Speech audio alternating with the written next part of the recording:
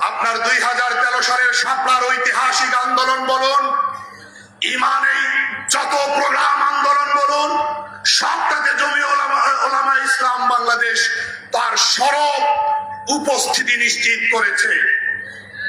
একটা পর্যায়ে 2024-এর এই গণ অভ্যুত্থানেও আমরা আমাদের জীবন বাজি রেখে রক্ত সেনাত জুলাইয়ে আমরা জুলাইয়ের ফার্স্ট উইকে মুস্তাকিল স্বতন্ত্র একটি প্রেস কনফারেন্স করেছি, আন্দোলনকারী জনতার সাথে একাত্মতা সংহতি প্রকাশ করেছি। রক্ত সেনাত জুলাইয়ের শেষ সপ্তাহে এসে আমরা দ্বিতীয় আরেকটি প্রেস কনফারেন্স করেছি।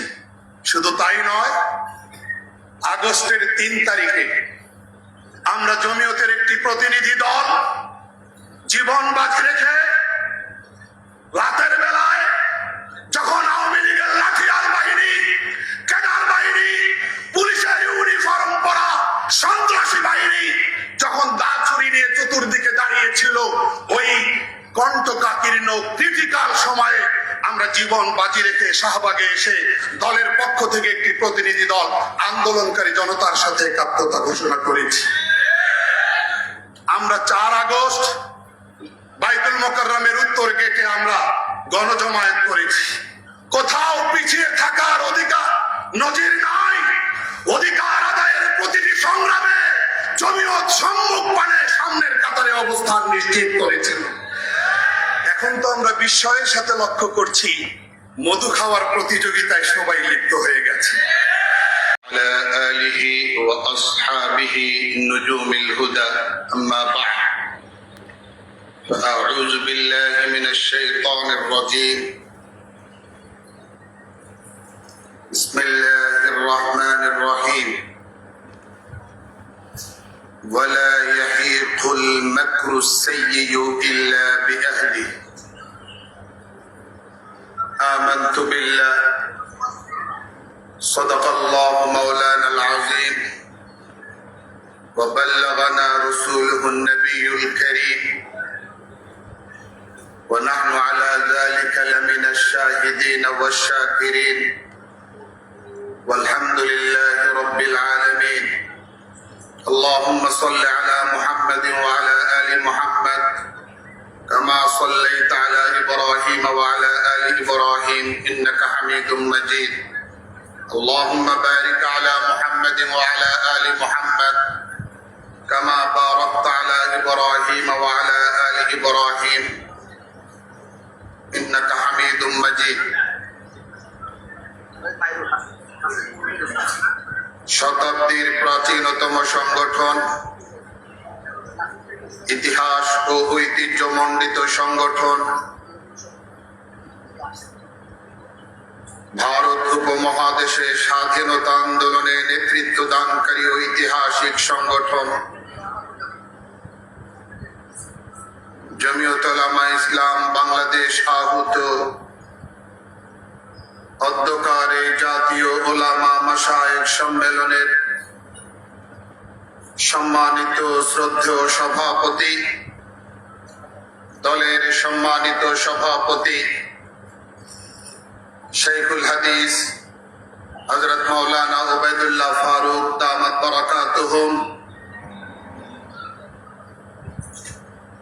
মঞ্চে উপস্থিত রয়েছেন দেশের শীর্ষ মাশায়েখে কেরাম, উলামায়ে দ্বীন, বুজুর্গানে দ্বীন। আশা করছি কিছুক্ষণের মধ্যেই তাশরীফ আনবেন আরো বহু মাশায়েখে আযম। উপস্থিত রয়েছেন দলের শীর্ষ পর্যায়ের নেতৃবৃন্দ,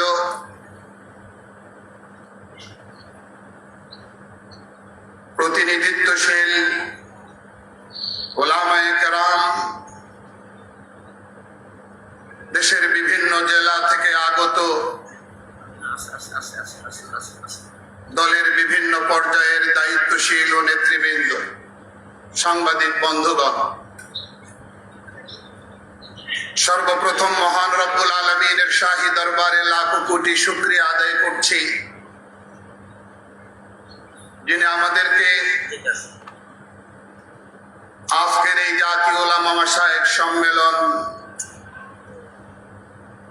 আয়োজন করার তৌফিক দিয়েছেন এবং আমরা শান্তিপূর্ণভাবে উপস্থিত হতে পেরেছি, অংশগ্রহণ করতে পেরেছি। আমরা এর জন্য মহান রবের শাহী দরবারে কালিমাতুশ শুকর করছি, আলহামদুলিল্লাহ।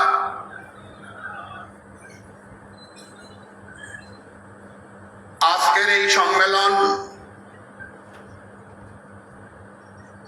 দেশ ও জাতির এক চরম ক্রান্তিকালে এক সংকটময় মুহূর্তে অনুষ্ঠিত হচ্ছে। আমরা দীর্ঘ 16-17 বছর ফ্যাসিবাদের জাতাকলে নিষ্পেষিত ছিলাম, আপনারা জানেন। বাংলাদেশের মানুষ সুবিচার এবং তাদের সাংবিধানিক অধিকার থেকে নিদারুণভাবে বঞ্চিত হয়েছিল ফ্যাসিবাদী শাসন আমলে। একজন মানুষের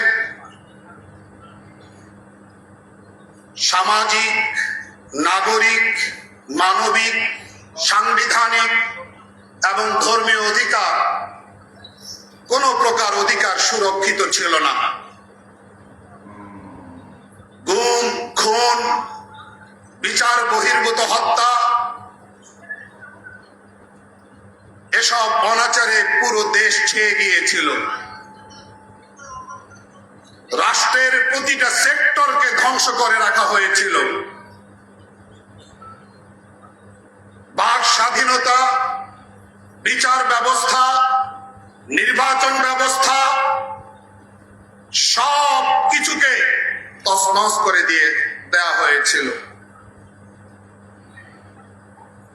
শ্বাসরুদ্ধকর এমনই এক মুহূর্তে সরকারি চাকুরিতে কোটা বৈষম্য দূর করার দাবিতে ছাত্র জনতা রাজপথে নামলো। এক পর্যায়ে আন্দোলন চলতে চলতে চলতে সরকার পতনের এক দফা আন্দোলনে পরিণত হলো। সাথী ও বন্ধুগণ, আপনারা নিশ্চয়ই আমাদের সঙ্গে একমত হবেন। দেশ ও জাতির ছাত্র জনতার এই স্বতঃস্ফূর্ত আন্দোলনে বাংলাদেশের সকল শ্রেণী পেশার মানুষ সম্পৃক্ত হয়েছিল। সেই আন্দোলনে যারা শাহাদত বরণ করেছেন, যারা আত্মদান করেছেন, তাদেরকে আজ আমরা শ্রদ্ধার সাথে স্মরণ করছি। যারা পঙ্গুত্ব বরণ করেছেন, তাদের সুস্থতা কামনা করছি। আহত নিহত সকলের পরিবার বর্গের প্রতি আমরা গভীর সমবেদনা প্রকাশ করছি। আমাদের কওমি অঙ্গনের অসংখ্য মানুষ, আন্দোলনরত কর্মী শাহাদত বরণ করেছে। আমরা আজ জমিয়ত উলামা ইসলাম বাংলাদেশের ডাকে অনুষ্ঠিত এই উলামা মাশায়েখ সম্মেলন থেকে স্পষ্ট বলতে চাই, এই আন্দোলনের সফলতা একক কারো অর্জন নয়, একক কোন দলের অর্জন নয়। এটা দেশবাসী স্বতঃস্ফূর্ত সকল শ্রেণী পেশার মানুষের স্বতঃস্ফূর্ত পার্টিসিপেশন আর অংশগ্রহণের মধ্য দিয়ে সফলতার দ্বার প্রান্তে উপনীত হয়েছে। এবং এই সফলতার কৃতিত্বটাকে কারো কারো শুধুমাত্র নিজেদের দিকে সীমাবদ্ধ করে রাখার মানসিকতাকে আমরা প্রত্যাখ্যান করছি। সাথী ও বন্ধুগণ, জমিয়ত উলামা ইসলাম বাংলাদেশ সূচনা কাল থেকে আজও পর্যন্ত আগ্রাসী শক্তির বিরুদ্ধে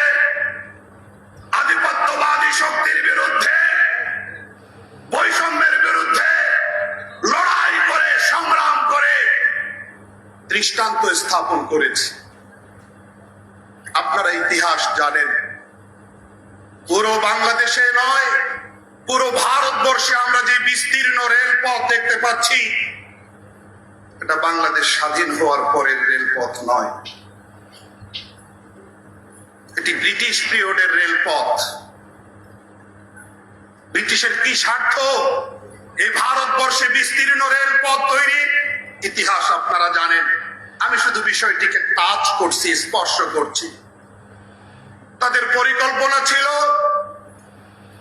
এই উপমহাদেশের মানুষের মালিকানাধীন জমি জায়গা থেকে উৎপাদিত ফসলাদি, ধান বলেন, গম বলেন, পাট বলেন, বাঁশ বলেন, ইক্ষু বলেন, এই সমস্ত পণ্য উৎপাদিত ফসলাদি তারা রেল লাইনে মালগাড়িতে নিয়ে তারা তাদের দেশে নিয়ে যাবেন। এদেশের কৃষক জনতার ঘাম ঝরা ফসল স্বল্প মূল্যে তারা ক্রয় করে মালগাড়িতে নিয়ে যাবেন এবং সেখান থেকে পণ্য তৈরি করে তারা আমাদের দেশে এনে চড়া মূল্যে বিক্রি করবেন। এই ছিল তাদের মাস্টার প্ল্যান তথা মহাপরিকল্পনা।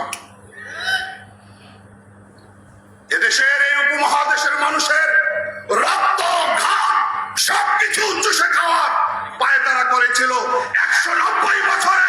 তারা এই উপমহাদেশের মানুষকে গোলামি আর পরাধীনতার জিঞ্জিরে আবদ্ধ করে রেখেছিল। ঠিক বিপন্ন মানবতার এই চরমতম মুহূর্তে ওলামায়ে হক্কানির পরিচয় ধারণ করে এই ভূখণ্ডে আবির্ভূত হয়েছিলেন আমাদের পূর্বপুরুষেরা। তারা জীবন বাজি রেখে জান হাতের মধ্যে নিয়ে তারা শাহাদাত বরণ করে তাদেরকে এই ভূখণ্ড থেকে বিতাড়িত করার সংগ্রামে তারা অবতীর্ণ হয়েছিল। তাজা খাহি দাস তঙ্গর দাগ হায় সিনারা, তাজা খাহি দাস তঙ্গর দাগ হায় সিনারা, গাহে গাহে বাজ খানি কিসসায়ে পারি নারা। এই ইতিহাস ভুলে যাওয়ার ইতিহাস নয়, এই ইতিহাস চুরি করার ইতিহাস নয়, এই গোল্ডেন এন্ড গ্লোরিয়াস হিস্টোরি লুকাবার চেপে রাখার ইতিহাস নয়। আমরা ফ্যাসিবাদী শাসন আমলে দেখেছি দেশের পাঠ্যপুস্তক থেকে আরম্ভ করে সর্বক্ষেত্রে তারা তথ্য সন্ত্রাস চালিয়েছে। পাঠ্যপুস্তক থেকে গোল্ডেন সোনালী ইতিহাসটাকে তারা ডিলিট করে দিয়েছে। আমরা এটিরও নিন্দা জানাই। ইনশাআল্লাহ সুম্মা ইনশাআল্লাহ, আল্লাহ যদি সুযোগ দান করেন, আগামীর বাংলাদেশে এই গৌরব গাথা ইতিহাস আবারও পাঠ্য তালিকার সিলেবাসে অন্তর্ভুক্ত করার প্রত্যয় আমরা গ্রহণ করছি। আমি দেখতে চাই কারা কারা এই অঙ্গীকারের সঙ্গে একমত।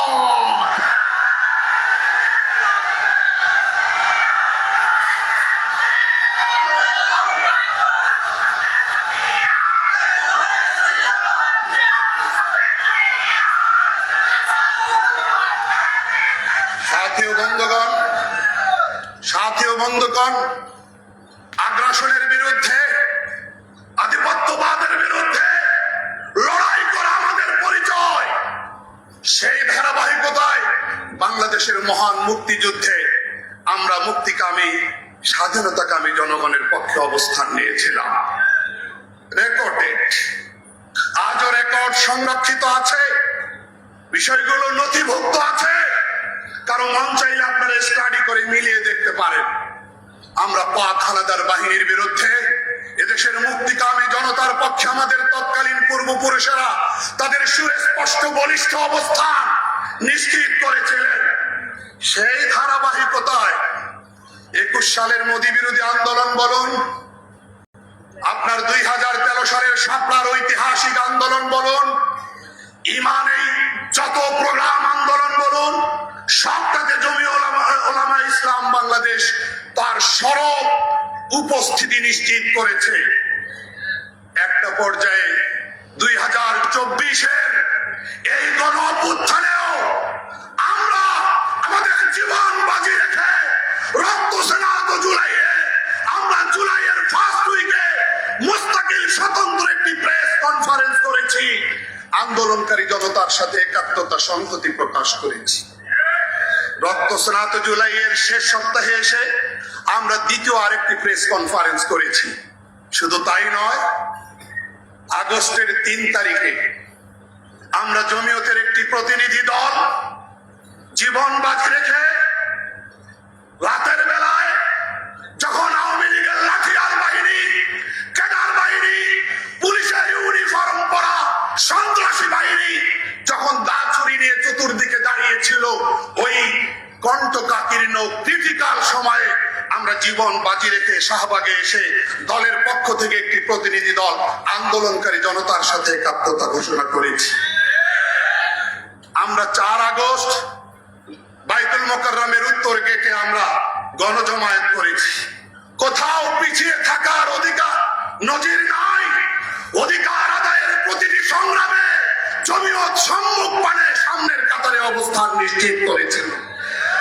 এখন তো আমরা বিস্ময়ের সাথে লক্ষ্য করছি, মধু খাওয়ার প্রতিযোগিতায় সবাই লিপ্ত হয়ে গেছে। মধু সবাই খেতে চান, ক্রেডিট আর কৃতিত্ব সবাই নিতে চান। অবশ্যই ছাত্র জনতাকে আমরা ক্রেডিট এবং কৃতিত্বের জায়গায় রাখবো। যারা 16-17 বছর গুম আর খুনকে ফেস করেছে, তাদেরও বিষয়টাকে আমরা শ্রদ্ধার সাথে স্মরণ করব। কিন্তু এর অর্থ এই নয় যে আমাদের অংশগ্রহণকে আপনারা অবজ্ঞা করবেন এবং আমাদের এই স্বতঃস্ফূর্ত পার্টিসিপেশনের প্রতি আপনারা বৃদ্ধাঙ্গুলি প্রদর্শন করবেন। এই অবিচার, এই বৈষম্যের জন্য আমরা গণ অভ্যুত্থানে অংশ নেইনি। সাথী ও বন্ধুগণ, অভ্যুত্থান হয়ে গেল, দেশ দ্বিতীয়বারের মতো স্বাধীনতা অর্জন করলো। আমরা মহান আল্লাহর শুকরিয়া আদায় করছি। জমিয়ত উলামা ইসলাম বাংলাদেশ গণ অভ্যুত্থান পরবর্তী বাংলাদেশ বিনির্মাণের জন্য আন্তরিকতার সাথে পা রেখেছি। প্রতিটি জায়গায় খুব সর্বোচ্চ সতর্কতার সাথে কদম রেখেছি। আপনাদের মনোযোগ আকর্ষণ করছি। আমরা সমমনা ইসলামী রাজনৈতিক দলসমূহের বাইরে আমরা কোনো জায়গায় পা রাখিনি। আগস্টের 5 তারিখে ফ্যাসিবাদের পতন হয়েছে। আগস্টের 8 তারিখে অন্তর্বর্তী সরকার গঠিত হয়েছে। August, September, October, November, December, জানুয়ারির 30-31 পর্যন্ত জমিয়ত উলামা ইসলাম বাংলাদেশ সমমনা ইসলামী দলসমূহের গণ্ডির বাইরে কোথাও কোন রকম পলিসি অ্যাপ্লাই করেনি। অর্থাৎ আদর্শ এবং আদর্শিক জায়গাটাকে সমুন্নত রেখে সর্বোচ্চ সতর্কতার সাথে জমিয়ত উলামা ইসলাম বাংলাদেশ তার পলিটিক্যাল আইডিওলজি, তার রাজনৈতিক দৃষ্টিভঙ্গি আমরা যখন দেখলাম এমন একটি বিষয় সামনে আসছে, এমন একটি পরিকল্পনা সামনে আসছে, যে পরিকল্পনা বাস্তবায়িত হলে অদূর ভবিষ্যতে ইন ফিউচারে আমাদের বাংলাদেশের মাসাজিদ, আমাদের বাংলাদেশের মাদারিস, আমাদের বাংলাদেশের মাকাতিব, আমাদের খানকাহি কর্মসূচি, আমাদের দাওয়াত ও তাবলীগের মেহনত সব দিকে আক্রান্ত হওয়ার সমূহ সম্ভাবনা এবং ঝুঁকি রয়েছে। সেই ভবিষ্যতের কথা মাথায় রেখে অতীতের তিক্ত অভিজ্ঞতাকে সিনায় ধারণ করে বর্তমান পরিস্থিতির তাকাদা, ডিমান্ড আর চাহিদা ধীরে ধীরে অনুভব করে আমরা খুব ধীর গতিতে অগ্রসর হচ্ছিলাম। আমরা জমিয়ত উলামা ইসলাম বাংলাদেশের রাজনৈতিক কর্মসূচি বাস্তবায়নে আমরা সদা তৎপর থাকবার চেষ্টা করি। কিন্তু আমাদের দৃষ্টিভঙ্গিটা একটু প্লিজ বোঝার চেষ্টা করুন। আমরা স্রোতের তালে সিদ্ধান্ত গ্রহণ করি না। আমরা পরামর্শের ঝড়, সমালোচনার ঝড়ে আমরা আক্রান্ত হয়ে আমাদের কর্মকৌশল পরিবর্তন করি না। বুঝার চেষ্টা করুন। আমরা প্রতিটি কথা, প্রতিটি পয়েন্ট, প্রতিটি পরিকল্পনার আড়ালে, ভিতরে, গভীরে কি ঐকমত্য কমিশনের সম্মানিত সহসভাপতি একটি উপমার অবতারণা করলেন। বললেন যে চা আর পানিকে অনেকে মিলিয়ে ফেলে। চায়ের মধ্যে অবশ্যই চা তো আর পানি নয়, চা দ্বারা তো আর পানির চাহিদা নিবারণ করা যাবে না। তিনি এই উপমার অবতারণা করলেন। আমি আমার বক্তব্যের শুরুতে বললাম, মাননীয় সভাপতি, আপনার উপমাটি আমি মনোযোগ সহকারে শুনেছি। চাকে পানি মনে করা যাবে না এবং চা দ্বারা পানির চাহিদা নিবারণ করা যাবে না। কিন্তু এক একটি উপমার, প্রতিটি উপমার বিভিন্ন দিক থাকে। চাকে পানি মনে করা যেমন সমস্যা, পানি ছাড়া চা প্রস্তুত করতে চাওয়াটাও তো সমস্যা। আমি দৃষ্টি আকর্ষণ করেছি, চাকে পানি মনে করাও সমস্যা, আমি একমত, কিন্তু পানি ছাড়া চা তৈরি করতে চাওয়াও তো আরেকটা সমস্যা। তো প্রতিটি পয়েন্টকে আমরা এইভাবে অ্যানালাইসিস করে আমরা সিদ্ধান্ত গ্রহণ করি। জাতীয় ঐকমত্য কমিশনে আমরা আমাদের দলীয় ফোরামের দৃষ্টিভঙ্গিগুলোকে আমরা সামনে উপস্থাপন করবার চেষ্টা করি। যতদিন পর্যন্ত আমরা মনে করেছি এই অন্তর্বর্তীকালীন সরকার দেশের জন্য, দেশের স্বাধীনতা সার্বভৌমত্বের জন্য, ইসলাম এবং ইসলামী দৃষ্টিভঙ্গির জন্য মোটেও হুমকির কারণ নয়, ততদিন পর্যন্ত আমরা তাদের বিরুদ্ধে কোনো আওয়াজ তুলিনি। কিন্তু যখন ঢাকায় জাতিসংঘের মানবাধিকার কমিশনের কার্যালয় ওপেন করা 3 বছর মেয়াদী চুক্তি তারা স্বাক্ষর করেছে, তখন আমরা প্রতিবাদের আগুনে জ্বলে উঠেছি। আমাদের কনসেপ্ট, আমাদের পলিটিক্যাল আইডিওলজি, আমাদের রাজনৈতিক দৃষ্টিভঙ্গি শামস পরিষ্কার। আমরা ফেসিবাদ থেকে মুক্ত হতে চাই, তবে ফেসিবাদ থেকে মুক্ত হওয়ার জন্য আমরা কোনো ভ্রান্ত মতাদর্শের সঙ্গে আপোষ করতে রাজি নই। কোন ভ্রান্ত মতাদর্শের বিরোধিতা করতে গিয়া ফেসিবাদের কোলে উঠতেও আমরা রাজি নই। আমরা ভারতীয় আগ্রাসনকে রুখে দেওয়ার মিশন নিয়ে রাজপথে নেমে সফলতা অর্জন করার পরে আমরা ওয়াশিংটনের কোলে উঠতেও রাজি নই। আমাদের পন্থা, আমাদের কর্মপন্থা ইতিদাল মধ্যপন্থা। হ্যাঁ, যদি একান্তই কারো সাথে মিট করতে হয় তাহলে আমরা চেষ্টা করব আমাদের সার্কেলের, আমাদের এক অভিন্ন দৃষ্টিভঙ্গির যারা